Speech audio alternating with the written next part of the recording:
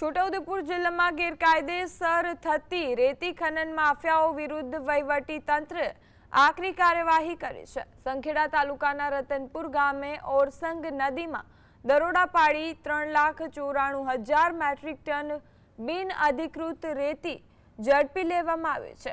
જિલ્લા વહીવટી તંત્રએ રેતી માફિયા પર 13 કરોડ 32 લાખ રૂપિયાનો ભારે દંડ ફટકાર્યો છે। 3 મશીન જપ્ત કરવામાં આવ્યા છે। ગોવિંદ ઓડ, સંજય ઠાકોર અને ઉર્વશીબા વાઢેર સહિત 3 વ્યક્તિઓ વિરુદ્ધ કાર્યવાહી શરૂ કરાઈ છે। છોટાઉદેપુર તાલુકાના તેજધઢ સ્ટોકમાંથી વધુ 31 લાખનો દંડ વસૂલ કરાયો છે। જિલ્લા કલેક્ટર ગાર્ગી જૈને જણાવ્યું કે રેતી માફિયાઓને કોઈ છૂટ નહીં મળે। આ જિલ્લામાં અત્યાર સુધીની સૌથી મોટી કાર્યવાહી છે।